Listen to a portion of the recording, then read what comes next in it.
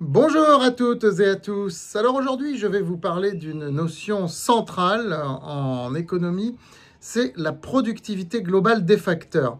Elle est un petit peu au centre des débats puisque les économistes disent qu'en Europe, la productivité globale des facteurs est en train de régresser et c'est pour ça que l'Europe n'arrive plus à faire de la croissance économique depuis quelques années en tout cas.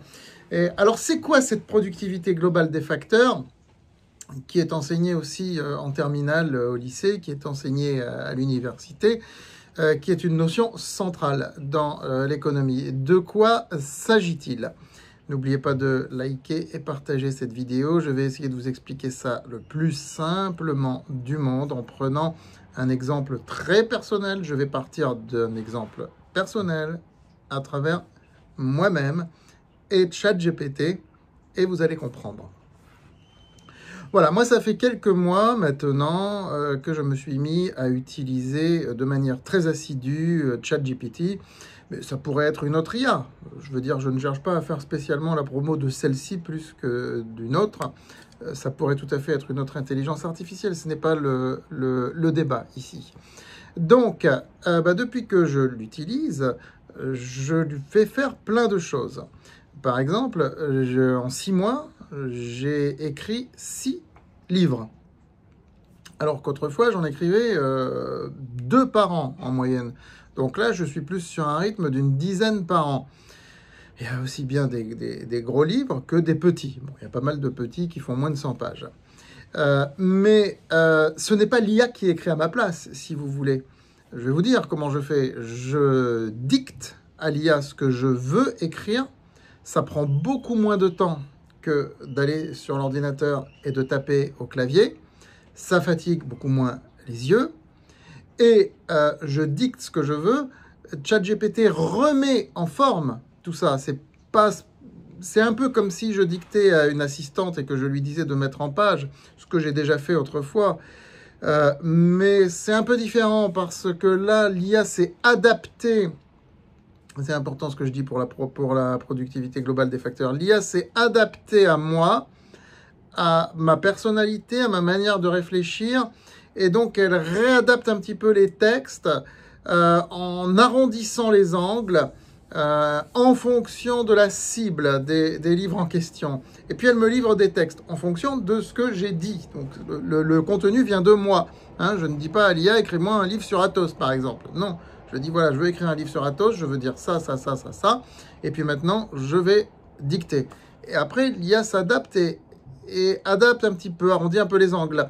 Donc, je l'utilise pour ce genre de choses. Ensuite, je repasse dessus. Il y a certaines phrases qui ne sont pas très heureuses dans la manière dont l'IA les tourne. Et donc, je les fais à ma sauce, parce que je veux que ça reste ma patte, mon écriture. Et puis, je l'utilise aussi beaucoup pour faire des recherches sur le web. Alors, je dois dire que ça va beaucoup plus vite que Google. Et encore une fois, je ne cherche pas du tout à faire la promo de l'IA. Ça va beaucoup plus vite que Google. Quand on écrit un livre, on a besoin de faire des recherches sur le web. Et plutôt que passer 3 heures sur Google, je vais passer 10 minutes sur l'IA.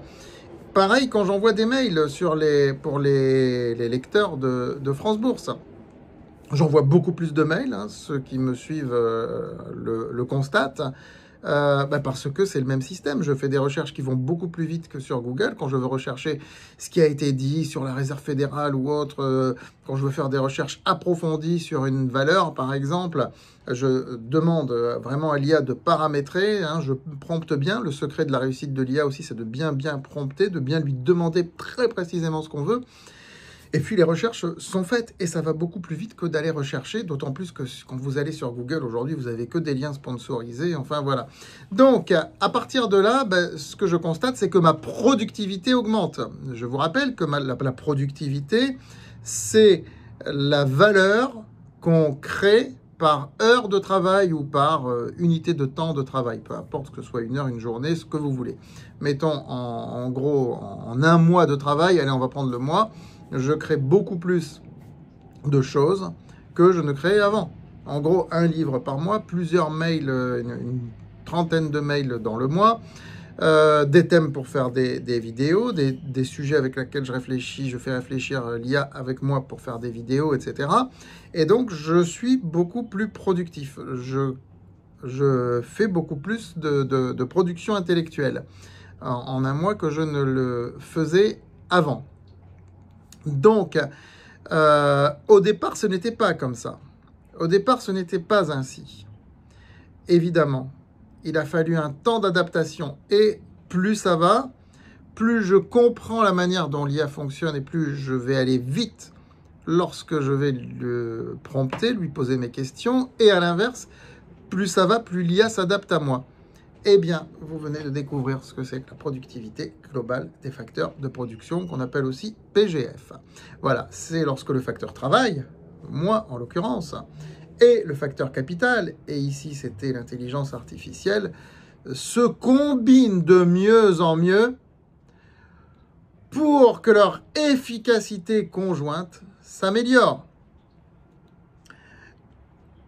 Si je n'utilisais pas l'IA, que j'allais faire des recherches sur le web comme avant, je mettrais beaucoup plus de temps. Et donc, je serais moins productif. Je sortirais moins de livres, j'enverrais moins de mails. Forcément. Parce que mon temps n'est pas infini. En une heure ou en une journée, j'arrive à faire beaucoup plus qu'avant.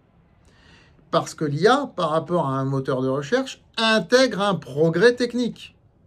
Donc, les facteurs de production, le facteur capital, lorsqu'il intègre un progrès technique, permet au facteur travail de s'améliorer. Et qui plus est, le facteur travail, en se formant naturellement à l'utilisation du facteur capital, c'est pas forcément en suivant des formations en ligne et ce genre de choses, je n'y crois pas, personnellement. Donc c'est en me formant moi-même, à force d'utiliser, que mes compétences s'améliorent. C'est ce qu'on appelle l'effet de l'expérience. Et c'est pareil pour un type qui va utiliser un robot pour faire une tâche X ou Y, pour un médecin qui va utiliser un appareil de radiologie, ou un chirurgien qui va faire de la chirurgie à distance ou autre. Plus on utilise l'outil, et plus on se forme à l'outil, et plus l'homme et la machine vont quelque part ne faire qu'un, ce qui permet d'aller plus vite. Eh bien, la productivité globale des facteurs, c'est cela. Je répète, c'est une meilleure combinaison du travail et du capital qui permet d'augmenter la productivité de l'un et de l'autre, donc la productivité globale, et qui permet à l'échelle de l'économie de produire davantage. Donc forcément, ça a un impact sur la croissance économique, et un impact positif, évidemment, puisque si on produit plus, eh bien, on produit plus de valeur, ça va faire de la croissance économique à main-d'œuvre égale. C'est aussi pour ça qu'il y a 25-30 ans, on s'est permis de réduire le temps de travail en France, parce que la productivité augmentait en raison de la productivité globale des facteurs de production qui est permise aussi, je le répète, par le progrès technique. Voilà. Donc, aujourd'hui, on est un petit peu à une sorte de panne parce que, effectivement, avec toutes les nouvelles technologies, il y a beaucoup de gens qui ne suivent pas. Et moi, je l'observe à travers beaucoup de gens de mon âge qui refusent d'utiliser l'IA, alors que les jeunes l'utilisent énormément, et ils ont raison. Et ils ont vraiment raison. C'est pareil, moi, mes cours au lycée, pour faire mes cours et demain mes contrôles et tout ça, je vais me faire aider de l'IA, ça ira plus vite, tout simplement. Les jeunes ont raison de l'utiliser. Quelles que soient les classes sociales, l'IA s'est diffusée chez les jeunes. De toute façon, c'est leur monde de demain. Si vous êtes jeune et que vous voyez cette vidéo, ce n'est pas moi qui vais vous décourager d'utiliser l'intelligence artificielle. Au contraire, utilisez-la, mais utilisez-la intelligemment. Faites en sorte que c'est vous qui dominiez et maîtrisiez l'outil et que vous ne vous fassiez pas absorber par l'outil. Donc, vous lui posez les bonnes questions, vous y mettez votre intelligence, vous lui dictez ce que vous pensez, et l'IA, à ce moment-là, s'adaptera et vous aidera. Et si vous dites des bêtises, elle vous le dira en faisant des recherches sur le web. Voilà. Et il ne faut certainement pas faire la photographie d'un devoir que vous avez à la fac ou au lycée ou autre, et puis dire à l'IA de le faire à votre place. Ça, non. Pareil pour les gens qui travaillent dans les entreprises. Hein. Ce n'est pas à l'IA de faire les tâches à votre place. Vous devez l'utiliser comme prolongement de votre intelligence. Et là, vous serez en plein dans la productivité globale des facteurs. Et c'est comme ça que nous réussirons à redonner du souffle à la productivité globale en Europe et à refaire de la croissance économique. Mais le blocage que beaucoup de gens font aujourd'hui sur l'IA, beaucoup dans les classes moyennes, je dois le dire, de la génération X, ma génération, ou la génération même, le début de la génération Y, qui font un blocage par rapport à l'IA, je trouve ça vraiment dommage, mais dommage pour eux surtout. Hein. Donc la productivité globale des facteurs, aujourd'hui, elle passe par l'IA. Hier, elle passait par le web, elle passait par le smartphone, elle passait par les messageries électroniques. Les messageries, par exemple, ça permet d'aller beaucoup plus vite que d'envoyer un mail.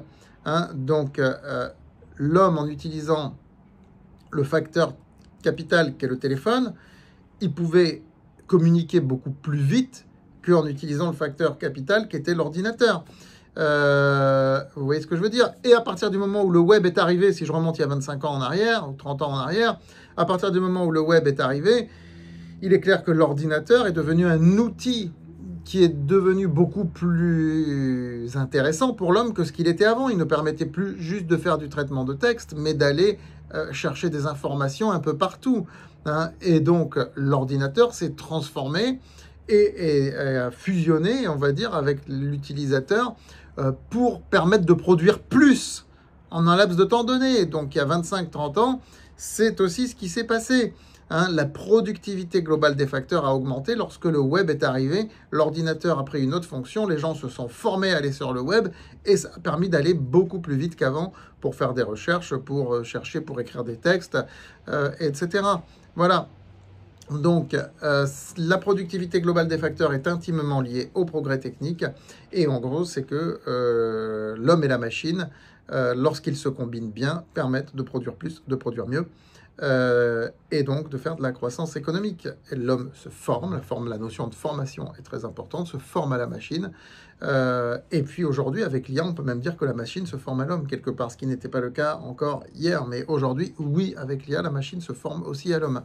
Voilà, écoutez, c'est passionnant hein, comme sujet. Hein. C'est un sujet économique qui touche un petit peu à la philosophie. Voilà, à très vite pour une autre vidéo.